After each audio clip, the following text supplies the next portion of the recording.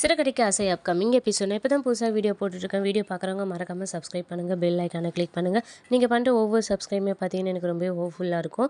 Video இன்ட்ரெஸ்டிங்காக இருக்கணும்னு சொல்லிட்டு நடுவில் ஒரு விடுகதை கேட்டிருப்பேன். அந்த விடுகதையை பார்த்தோன்னே யார் ஆன்சர் கண்டுபிடிச்சிங்கன்னு கமெண்ட் பண்ணுங்கள். ஆன்சர் தெரியாதவங்க வீடியோ கடைசியில் பார்த்து தெரிஞ்சுக்கோங்க. முத்து மீனாவும் பார்த்தீங்கன்னா மேலே ரூம் போடுறதுக்காக பார்த்தீங்கன்னா மேஸ்திரியை கூப்பிட்டு வந்து பட்ஜெட்லாம் போட்டுட்ருக்காங்க. அவங்களே இதுக்கு இவ்வளோ ஆகும் சொல்லிட்டு மொத்தமாக 2,40,000 ஆகும் அப்படின்ற மாதிரி சொல்கிறாங்க. நான் ஏதோ அதிகமாகலாம் சொல்லப்பா, கரெக்டாக தான் சொல்லியிருக்கேன், இதுக்குள்ளே நான் பண்ணி கொடுத்துட்றேன் அப்படின்னு சொல்கிறாங்க. முத்தும் பார்த்தீங்கன்னா நீங்கள் கரெக்டாக தான் சொல்லியிருக்கீங்க, நானும் வெளியிலலாம் விசாரித்தேன், இந்த ரேட் தான் சொன்னாங்க அப்படின்னு சொல்லி பார்த்தீங்கன்னா அவரும் சொல்கிறாரு.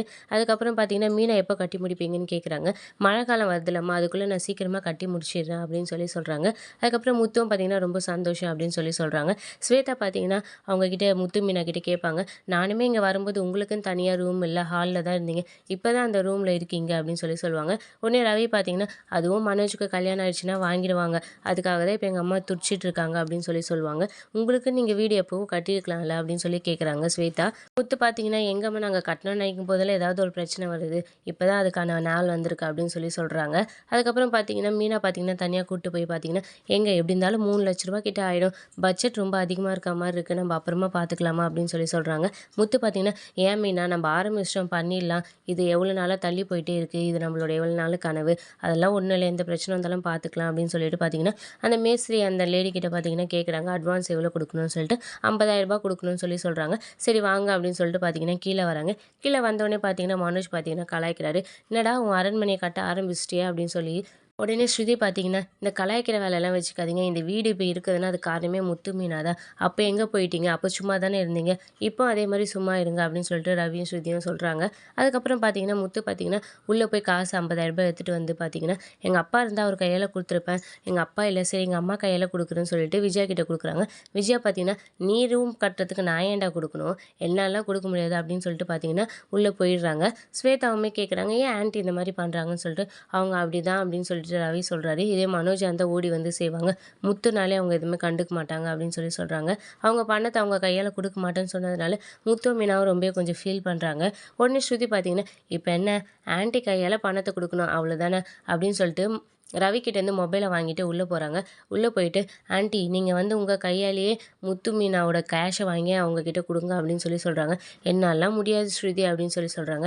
ஏன் ஆன்ட்டி இப்படி சொல்கிறீங்க, நீங்கள் உங்கள் பேரில் ஒரு யூடியூப் சேனல் ஆரம்பித்து வீடியோ போடணும்னு சொன்னீங்களே, இதை நம்ம ஒரு கண்டென்ட்டாக ஆக்கிடுவோம் அப்படின்னு சொல்கிறாங்க. கண்டென்ட்டை சொல்கிறேன் கேளுங்க. தன்னோட மருமக மாடியில் வீடு கட்ட நினைக்கிறதுக்காக தன்னோட காசையே முன்பணமாக கொடுக்குறாங்க மாமியார் அப்படின்னு போடுவோம், உங்களுக்கு நிறைய கமெண்ட் வரும், லைக் வரும், வியூஸ் வரும் அப்படின்னு சொல்கிறாங்க. நான் தான் முன்பணமே கொடுக்கலையே, அதென்ன வீடியோ பார்க்குறவங்களுக்கு தெரியவா போகுது, உங்கள் பணம்னு நினச்சிக்குவாங்க, உங்கள் கையால் தானே கொடுக்குறீங்க, இது மாதிரிலாம் வீடியோ போட்டால் தான் ஆன்ட்டி நம்மளோட சேனலில் நல்லா போகும், அது சென்டிமெண்ட்டுக்கு எக்கச்சக்க வியூஸ் வரும் அப்படின்னு பார்த்தீங்கன்னா ஏதோ சொல்லி விஜயா மனசை மாற்றுறாங்க. விஜயாவும் பார்த்தீங்கன்னா கண்டென்ட்டு லைக்கு வியூன்னே பார்த்தீங்கன்னா மனசை மாறிடுறாங்க. நீங்கள் இதிலெல்லாம் டாப்பாக போனீங்கன்னா உங்களுக்கு காசு கூட வரும் ஆண்டி அப்படின்னு சொல்கிறாங்க. அப்படியா அப்படின்னு சரின்னு சொல்லிட்டு ஒத்துக்கிறாங்க. ஒத்துக்கிட்டு பணத்தை கொடுக்கறதுக்காக வெளியே வராங்க. மனோஜ் பார்த்தீங்கன்னா நீ ஏம்மா இந்த பணத்தெல்லாம் வாங்கி கொடுக்குற அப்படின்னு கேட்குறாங்க. முத்து பார்த்தீங்கன்னா டேய் நீ வாயை மூடுறா, அதான் அவங்க கொடுக்குறேன்னு சொல்கிறாங்கல்ல அப்படின்னு சொல்லிட்டு பார்த்தீங்கன்னா திட்டுறாரு. அதுக்கப்புறம் மனோஜ் கிட்ட விடுறா, என் கையால் கொடுக்கணும்னு ஆசைப்பட்றாங்க, கொடுத்துட்டு போவோம் அப்படின்னு சொல்லிட்டு பார்த்தீங்கன்னா ஸ்ருதியை வீடியோ எடுக்க சொல்கிறாங்க. ஸ்ருதி கிட்ட ஸ்வேதாவில் என்னம்மா வீடியோலாம் எடுக்கிறேன்னு கேட்குறாங்க. இல்லை சும்மா மெமரிஸ்க்காக தான் அப்படின்னு சொல்லிட்டு என்ன ஆண்டி அப்படின்னு சொல்கிறாங்க. விஜயாவும் ஆமாம் அப்படின்னு சொல்லிட்டு பார்த்தீங்கன்னா பணத்தை வாங்கி அவங்க கிட்ட கொடுத்துட்டு என் பையனும் மருமகளும் மேலே வீடு கட்டுறாங்க, நீங்கள் நல்லபடியாக கட்டி கொடுக்கணும், சீக்கிரமாக கட்டி கொடுக்கணும், அவங்க சீக்கிரமாக கிரகப்பிரவேசம் பண்ணணும் வீட்டுக்கு அப்படின்னு பார்த்தீங்கன்னா நல்ல மாதிரியாக பேசுகிறாங்க அந்த வீடியோக்காக. அதுக்கப்புறம் முத்துவையும் மீனாவையும் பார்த்தீங்கன்னா பெருமையாக பேசுகிறாங்க. என் மருமக பூ கட்டுறா, ஒரு நாளைக்கு எவ்வளோ வேணாலும் கட்டுவா, அவகிட்ட அதுக்கான திறமை நிறைய இருக்குது, என் பையன் 8 கார் வச்சுட்டு ட்ராவல்ஸ் மாதிரி வச்சு பண்ணிகிட்ருக்கான், அவனும் பார்த்தீங்கன்னா பெரிய ஆளாக வருவான்னு எனக்கு நம்பிக்கை இருக்குது, 2 பேரும் ரொம்ப கஷ்டப்பட்டு மேலே வீடு ஆரம்பிக்கணும்னு நினைக்கிறாங்க, அதனால் என்னால் முடிஞ்சதை நான் பண்ணுறேன் அப்படின்னு பார்த்தீங்கன்னா ஒரு மாதிரி சிரிச்சுக்கிட்டே பார்த்தீங்கன்னா வீடியோக்காக பேசுகிறாங்க. ஸ்ருதியும் வீடியோ எடுத்து முடிச்சிட்டேன்னு சொல்கிறாங்க. என்னம்மா எடுத்து முடிச்சியான்னு இப்படி தம்பிள்ஸ் காமிச்சிட்டு பார்த்தீங்கன்னா சரி அப்படின்னு சொல்லிட்டு உள்ளே போயிடுறாங்க. உடனே ஸ்வேதா பார்த்தீங்கன்னா முத்துக்கிட்ட, "என்னண்ணா இவங்க திடீர்னு இப்படி பல்டி அடிக்கிறாங்க?" அப்படின்னு சொல்லி கேட்குறாங்க.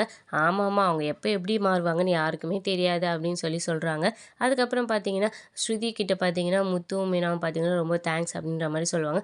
"பரவால்ல, பரவால்ல. இதில என்ன இருக்கு?" அப்படின்னு சொல்லி சொல்கிறாங்க. அதுக்கப்புறம் முத்துவும் மீனாவும் பார்த்தீங்கன்னா, அவங்க அம்மா வீட்டுக்கு வராங்க. மீனாவோட அம்மா வீட்டுக்கு வராங்க. அங்க பார்த்தீங்கன்னா, சீதா எல்லாருமே இருக்காங்க. சீதா பார்த்தீங்கன்னா, "அருண் எனக்கு கால் பண்ணாரு" அப்படின்னு சொல்லி சொல்லி முத்துக்கிட்ட சொல்கிறாங்க. "என்னம்மா, என்ன சொன்னாரு?" அப்படின்னு சொல்லி கேட்குறாங்க. "இல்ல, வீட்டுக்கு வர சொல்லி சொன்னாரு" அப்படின்னு சொல்றாங்க. "ஏன் அவர் வந்து கூட்டு போமாட்டாராம்மா?" அப்படின்னு கேட்குறாங்க. "இல்ல, என்ன வர சொல்றாங்க. நான் எனக்கு கொஞ்ச நாள் ஆகும். எனக்கு கொஞ்சம் டைம் வேணும்" அப்படின்னு சொல்லி சொன்னேன். "உன்ன எப்படி வர வைக்கணும்னு எனக்கு தெரியும்" அப்படின்னு சொல்லிட்டு ஃபோன கட் பண்ணிட்டாரு அப்படின்னு சொல்லி சொல்றாங்க. உடனே முத்து பார்த்தீங்கன்னா கோவமா, "என்னடா பண்றான்னு பார்த்துக்கலாம்" அப்படின்னு சொல்லி சொல்றாங்க. உடனே மீனாவோட அம்மாவும் பார்த்தீங்கன்னா, "இப்படியே இருந்தா எப்படிப்பா? அப்புறம் வாழ்க்கை என்னதான் ஆவது?" அப்படின்னு சொல்லி சொல்றாங்க. "அதுக்குன்ட்டு அவங்க கூப்பிட்ட உடனேலாம் நம்ம போயிடக்கூடாது" அப்படின்னு சொல்லி சொல்றாரு முத்து. உடனே சத்யா பார்த்தீங்கன்னா, "நான் வேணா போய் பேசட்டா?" அப்படின்னு கேட்குறாரு. "நீ பேசினா மட்டும் அவன் என்ன திருந்திரவா போறான்?" அப்படின்னு சொல்லி சொல்றாங்க. ரேகாவும் பார்த்தீங்கன்னா, "அதான் அவரே கூப்பிடுறார்ல, சீதாவ கூட்டு போய் நம்ம காம்ப்ரமைஸ் பண்ணி விட்டுட்டு வரலாம்ல" அப்படின்னு சொல்லி சொல்றாங்க. உடனே முத்து பார்த்தீங்கன்னா, "அப்படிலாம் அனுப்பிச்சிட முடியாதும்மா. அவரா வந்து கூப்பிடுற வரைக்கும் நம்ம அது மாதிரிலாம் அனுப்பிச்சிடக்கூடாது. அப்புறம் சீதாக்குன்னு என்ன மரியாதை இருக்கு?" அப்படின்னு சொல்லி பார்த்தீங்கன்னா சொல்றாரு. அதுக்கப்புறம் சிந்தாமணி பார்த்தீங்கன்னா, அழுதுகிட்டே பார்த்தீங்கன்னா, மீனா வீட்டுக்கு வராங்க. விடுகதை: மழையோடு வந்து மழையோடு சென்று விடும். இதற்கு வாழ்வு ஒரு நாள் மட்டும். அது என்ன? உள்ள வந்துட்டு சிந்தாமணி பார்த்தீங்கன்னா, ரேகாவ கட்டிப்புடிச்சு அழுவுறாங்க. ரேகா பார்த்தீங்கன்னா, "என்னாச்சும்மா? ஏன் அழுவுற?" அப்படின்னு சொல்லி கேட்குறாங்க. "எனக்குன்னு யாரும் இல்லையேடி" அப்படின்ற மாரி சொல்றாங்க. "ஏம்மா, நான் இங்க நல்லா தானம்மா இருக்கேன். இப்ப எதுக்கும்மா அழுவுற?" அப்படின்னு சொல்லி சொல்றாங்க. "நீ நல்லா தாண்டி இருக்க. உனக்கான வாழ்க்கைய நீ தேடிக்கிட்ட.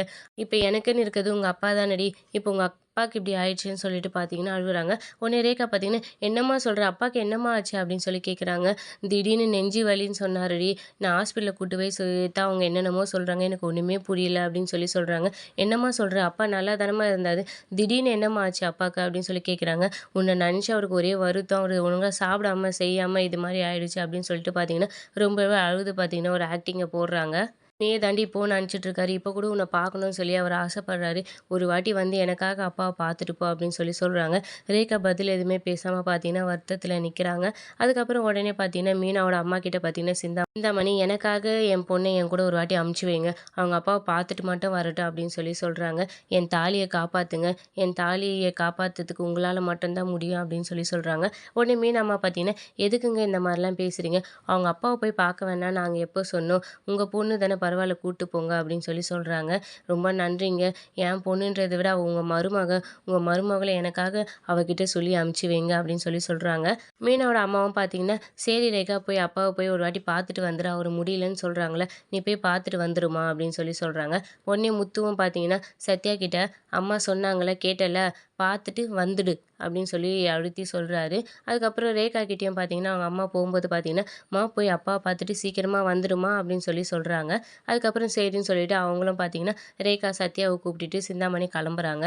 உடனே முத்து பார்த்தீங்கன்னா, மீனா கிட்ட, "சிந்தாமணி சொல்றதெல்லாம் உன்னால நம்புற மாரி இருக்கா?" அப்படின்னு சொல்லி கேட்குறாரு. "தெரியலங்க. ஆனா அவங்க வீட்டுக்கார் விஷயத்துல இந்த மாரி பொய் சொல்லுவாங்களா அப்படின்னு தெரியல" அப்படின்னு சொல்றாங்க.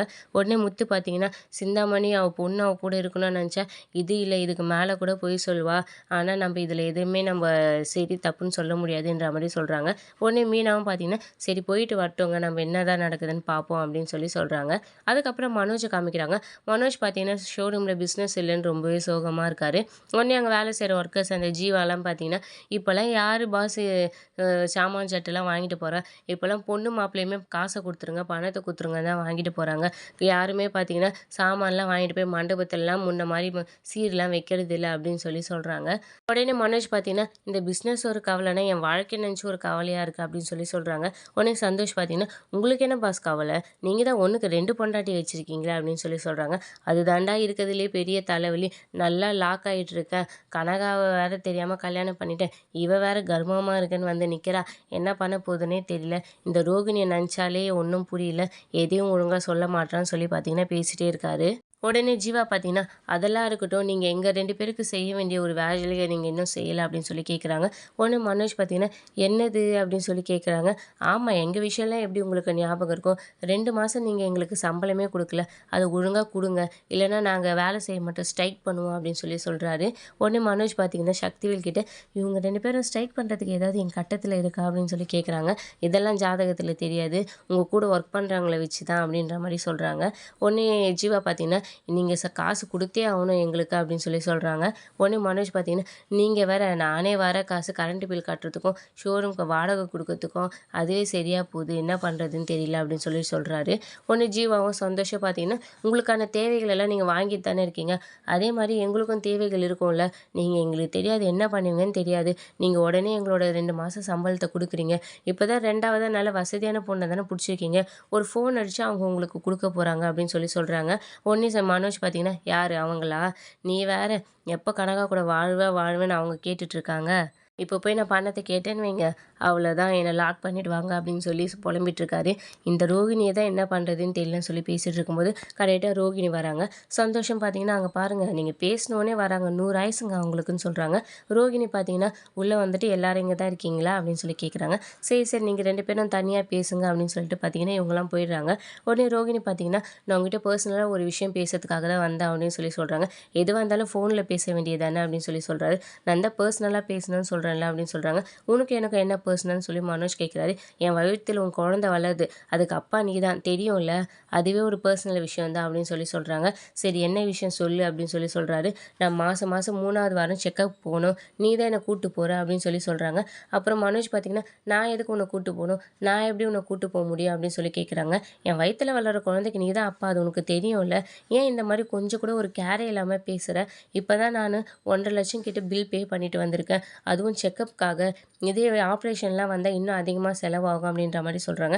அதான் எல்லாம் பே பண்ணிட்டல, அப்புறம் என்ன அப்படின்னு கேட்குறாரு. உடனே ரோகிணி பார்த்தீங்கன்னா, எனக்கு பணம்லாம் ஒரு விஷயம் கிடையாது, ஆனால் நீ என் கூட வர, என்னை செக்கப் போகும்போதெல்லாம் நீ என்னை வந்து கூப்பிட்டு போகிற அப்படின்னு சொல்கிறாங்க. மனோஜ் பார்த்தீங்கன்னா திருன்னு முழிக்கிறாரு. அந்த பக்கம் யாரோ வரா மாதிரி திரும்பி பார்க்குறாரு. அப்படியே பார்த்தீங்கன்னா இந்த எபிசோட முடிக்கிறாங்க. இனி அடுத்தடுத்து ஒரு விறுவிறுப்புகளும் சுவாரஸ்யங்களும் ஷார்ட் அண்ட் ஸ்வீட்டாக தெரிஞ்சுக்க மறக்காமல் நம்ம சேனலை சப்ஸ்கிரைப் பண்ணுங்கள், பெல் ஐக்கானை கிளிக் பண்ணுங்கள். விடுகதையின் விடை ஈசல்.